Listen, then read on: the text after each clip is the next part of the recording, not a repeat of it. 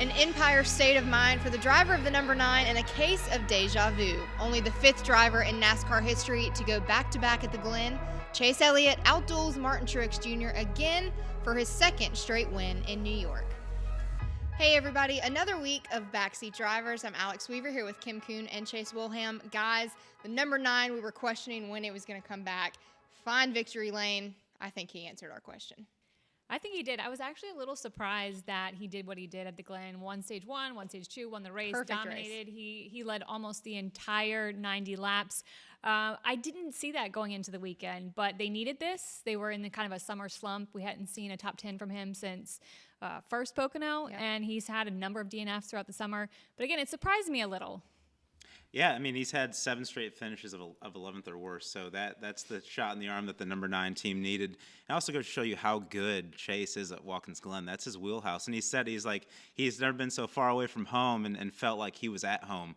So the massive crowd that we had at the Glen really welcomed him and welcomed that win for sure. Yeah, he talked about that swagger coming back to the track where you get your first win. So it had to feel good to be the fastest in practice, the fastest in qualifying, and the fastest at the end of the day. So the number 19, Martin Truex Jr., it was like deja vu all over again. It looked like the 2018 season. I know he said after the race that he gave it all that he had. Could the 19 have done a little bit more to get that win? He gave it everything that he had. I think he's telling the truth when he says that, because if you noticed, he was smoking the tires, like going through the inner loop, through the carousel. He was giving it everything he possibly could. But I think it was a testament to how strong Chase Elliott was all day. I mean, he led 80 of the 90 laps. That's a dominating performance. So I think the 19 car, he had speed, but just couldn't quite get there. I kind of disagree. I think Martin did as much as he could as a driver.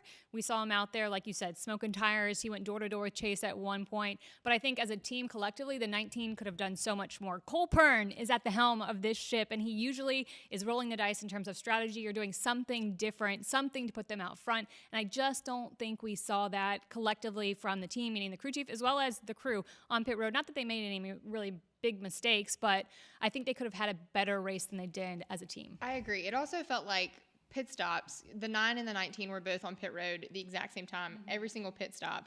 And you also see the 9 team tended to be a little bit more aggressive in those pit stops, whereas the 19 team just kind of, it's a normal pit stop for them. If you look at it, Chase Elliott, he pit first, and then Truex did, but then Truex had a faster pit stop, but because Elliott pit first, then that was your advantage. And I mean, Truex didn't lose too much time. The pit crew did a really good job getting him back out there and everything, but it's just the product of whoever goes first, then it's kind of like follow the leader after that. Yeah. So. All right, well, this season has been filled with drama on and off the track. Yesterday at Watkins Glen was no different. If you were wondering if Kyle Busch made any new friends, well, guys, he didn't. He went at it with the number 24, William Byron, and the number 43, Bubba Wallace. What was going on with the 18? I think he just had a rough weekend altogether, like collectively. We saw what happened to him in the Xfinity Series race, like a very bizarre mechanical issue after he got thrown off the racetrack. And then, what was it, lap 3 or something, where he slid off the racetrack by himself. So I think he kind of brought it upon himself, getting mired back where he was against some of the other drivers that he was against when he started having these dust-ups with William and Bubba. He definitely made no friends. I love this kind of battle with William. I think William for a long time has needed to shed this like squeaky clean, good guy, buttoned up image, and I want to see more of this kind of roughened up from William. In terms of the 43, Bubba Wallace, I think as much as we like rivalries, he needs to focus on getting his team right and his driving as opposed to a rivalry on track. Well, most of the time, drama comes from pressure. I feel like the 43, we've seen instances with Daniel Suarez now. We've seen him with Kyle Busch. I get it. You want respect. We've all been there. But at the same time, when you're not winning races, you're not even placing in the top 10 of a race weekend, you need to worry about yourself. I might agree with that, but with William Byron, he's consistently in the top 10. That 24 car has been really fast.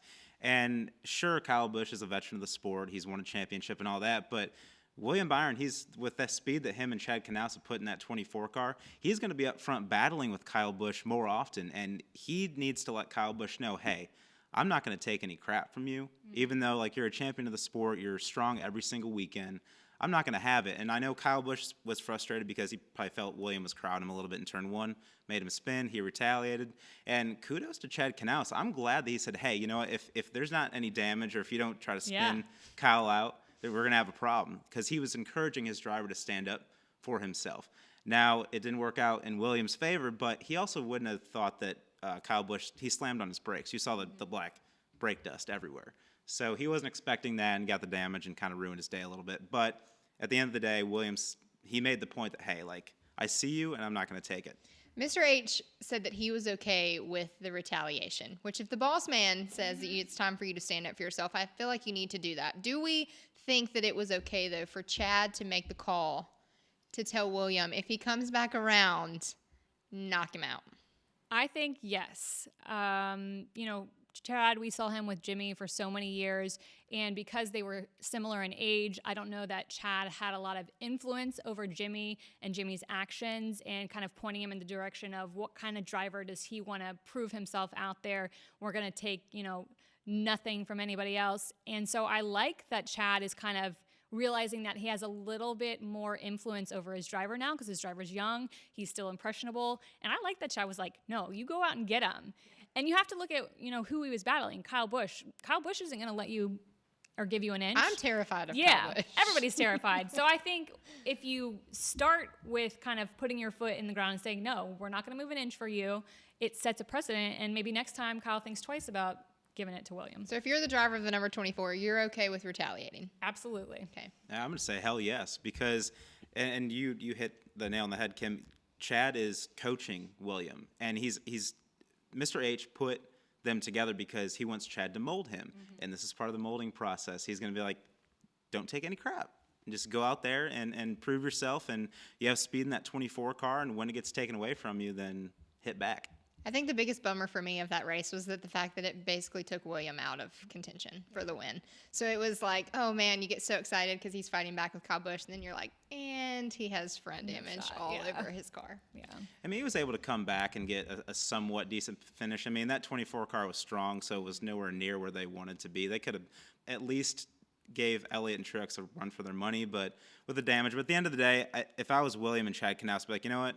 We proved a point. We're here to stay. We're fast, and we're not gonna take that. What about Bubba? We've had 2 weeks of Bubba Wallace, either on social media or at the track during the race, after the race, before the race, whenever. Do you think that the 43 needs to kind of reel it in now? I think a little bit. I think you're right about the fact that they need to focus on the 43 team, but at the same time, I also like it because these younger guys really do need to stand up for themselves and prove that, hey, you know, we're the next in line to carry the sport, and Kyle Busch is going to be around forever. So they need to be able to prove themselves and to prove that, hey, we're not going to take that. He did say in his post-race interview that he didn't really care if it was Kyle Busch. Like, Kyle Busch who? I'm going to get respect from whoever. It happened to be Kyle Busch that got the brunt of that, even if it was Brad Keselowski or any other champion of the sport. If you could have put any driver in that position, and Bubba would have still stood up for himself, which I like about Bubba.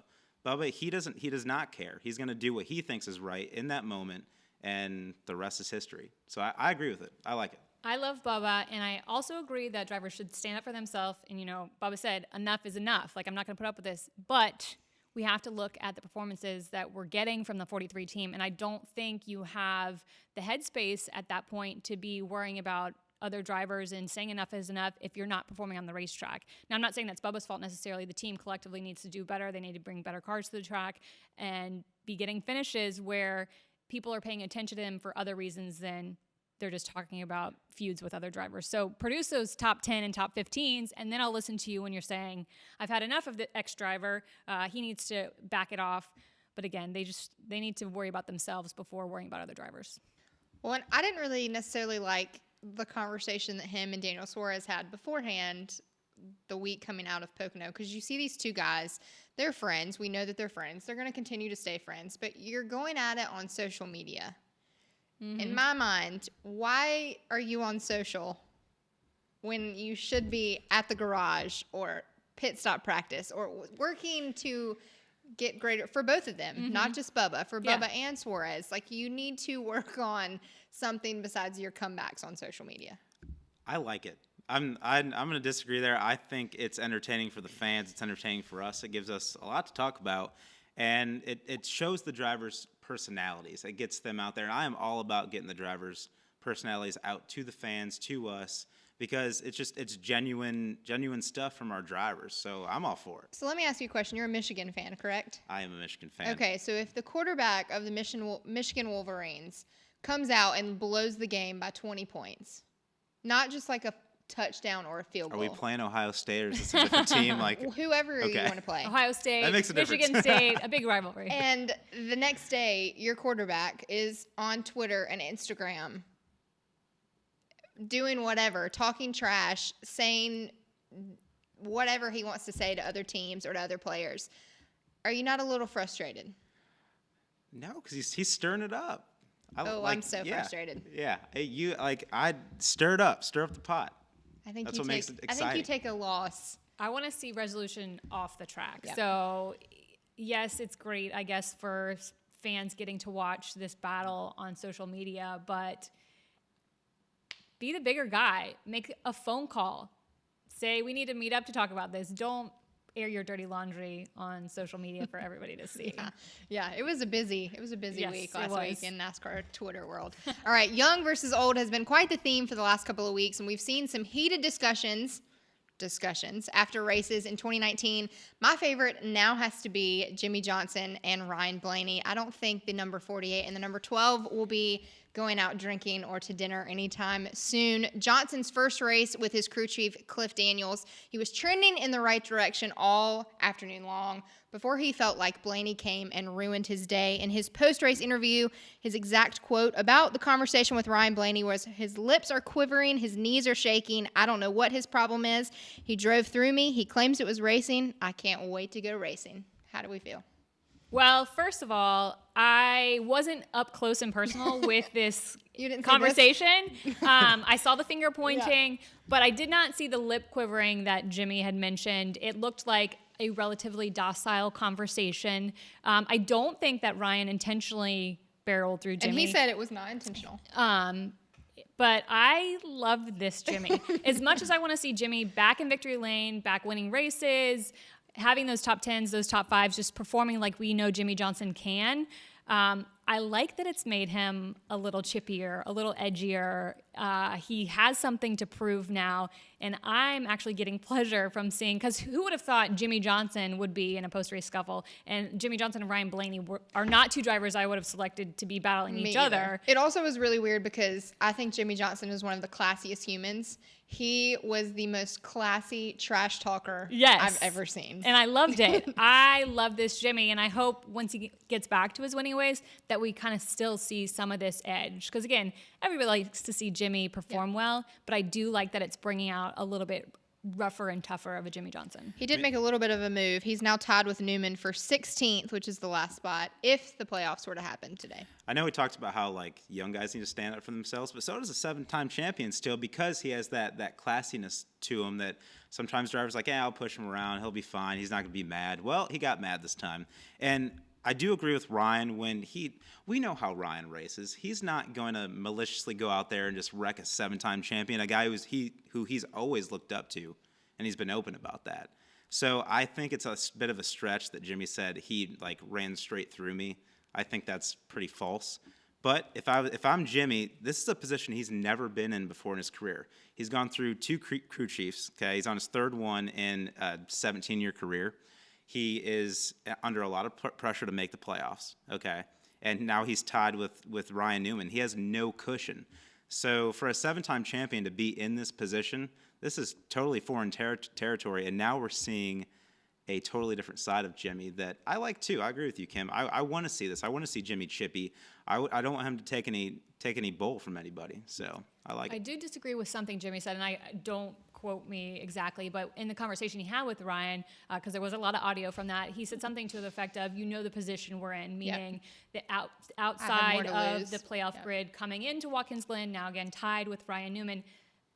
That shouldn't give Ryan any reason to race Jimmy less aggressively. That's an excuse to me for Jimmie Johnson to say, what position we're in. Yeah, I mean, if it's the last race before we're kicking off the playoffs and Ryan's solidly in and he's making a move like that, keeping Jimmy from making a playoff. Maybe you can say that, but we still had, have 4 races left. And you're a 7-time champion. That's not an excuse. Oh, you know what position we're in, meaning trying to make the playoffs. Yeah, that's not Ryan's problem to worry about. That's Jimmy's and the 48 team, because they put themselves in that position by not being able to perform as well as others. And if you're in Blaney's perspective, it's like, hey, if I can get a 7-time champion out of the playoffs, not that he did it on purpose, of course, like he didn't run him over or anything. It was a racing incident. But at the end of the day, if a 7-time champion isn't in the playoffs, that ups your chances to win a championship. So you shouldn't worry about it. Well, and the 48 Nation has been quick to go on Twitter and say that it was a little bit of dirty racing. I don't necessarily think that it was. Do you think it was dirty racing, or do you think it was just... It was a racing incident, and It's a road course. Yeah, it's a road course, and it's through the carousel. That's a really tough corner because you are so on and off throttle throughout that whole turn, because you're on the edge of grip and control on that, and you want to make sure you get a good entry off of it. So if Jimmy maybe thought he had a line and Ryan thought he had a line and they came together, that's just a racing deal. There's nothing you can do about that. Well, the Monday before Watkins Glen, we see a new guy on top of the pit box for the 48, Cliff Daniels. How do we think that that's going to progress through the rest of the season and into the playoffs? Is it a good match for Jimmy? I think it's a great match for Jimmy. Cliff has proven himself. He's like a mini Chad Ganous, yes, which is weird. He is a mini Chad Ganous, and he served alongside Chad Ganous, especially for that 2016 championship. And Chad, would be asking his advice and getting tips from him. That's what a race engineer does. He brings all the homework to the crew chief. And so I think Cliff knows how to win races. He's a racer himself. He grew up racing late models. And so I like that you have a guy in the seat that has experience with this particular race team and their winning ways, and a guy that has a background racing himself, so he can kind of put himself in Jimmy's shoes. I think there's going to be good things. Whether we see that immediately, I don't know. I think they had a great start this weekend in Watkins Glen before some of the on-track incidents. So I'm really excited for Cliff, and he's young too, is what I love. It has to be hard coming in and kind of being the leader or expecting to step up to the plate with a team that's already been going the whole entire season, and not to mention, your driver's 7-time champ, Jimmy Johnson. Yeah. So how do you tell Jimmy Johnson what to do on the racetrack?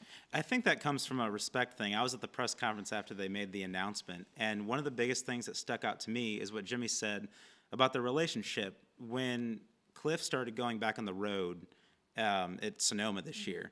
He said Jimmy said he didn't even have to talk to Cliff. He just used his hands, and Cliff's like, oh yeah, okay, we'll fix that. We'll do whatever we need to. So that type of relationship that they have together, I think it's going to really benefit Jimmy, and I think we're going to see an immediate turnaround with the 48. We saw it, like you said. I'm waiting for it. He was running 4th place at the Glen before he maybe fell back a little bit, had a little trouble, and then the whole dust up with Blaney. But that relationship it's going to prove itself very quickly, and I think they have the speed in the 48 car, and now it's time to fine-tune some things, and that's what Cliff is going to be there for Jimmy, because he knows him so well. They have that bonds from before. Cliff was on his 2016 championship team, so they have that experience, and I think it's going to work out. All right, I agree with both of you guys. Okay, it's time for green flag or caution, which is one of my favorite times here on the show. So we're going to do 5 scenarios that I'm going to set up for you guys. This is Kim's first time, so she might nail it out of the park. The boys will struggle. I'm a little All nervous. right, so if you agree with the statement, it's a green flag. If you disagree, it's a caution, and then state your case. All right, first scenario. The current 16 drivers in the playoff standings stays the same through now until the start of the playoffs. I'm going to give that a big caution flag, and that's because the points are so close right now. Jimmy Johnson, Ryan Newman tied for that final spot. Jimmy has the tiebreaker, and we still have 4 races left. The track's very different, and we have seen what Ryan Newman is capable of in the final race of the regular season. So I say it's still going to get shaken up.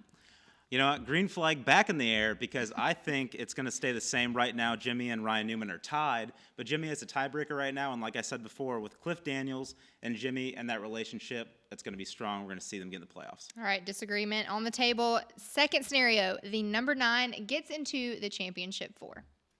I'm going to wave the caution flag again. I think the 9 we're going to see some more strength from. Last year when they won at Watkins Glen, it kind of set off a hot streak. He won 2 more times in the final portion of the season. This year, I think, again, Watkins Glen winning here, it's going to give him a little bit of a bump. He's going to have a hot streak, but then I think he's going to go cold, and I think there's better competition out there to make the Final Four. Well, the only flag I have in my flag stand right now is the green flag. I'm going to wave it again because I think Chase Elliott is a championship 4 contender. I think he is going to become a championship favorite as the season goes on because they have 2 wins already, and he's knocked the cobwebs off. The number 9 is going to be out front and win more often. All right, next up is Kyle Busch and the William Byron drama over. Do I wave the green flag if it is over? You wave the green if you think that it's done. You wave the caution if you think it's still to come. Okay, I am waving the caution. I am full of caution flags today. I'm waving the caution flag. I think based on what his crew chief, Chad Canals, told William, get after that 18. This is not over. We're going to see more battles and more rivalries from the 18 and the 24, and I am all about it. I'm here for it. Me too.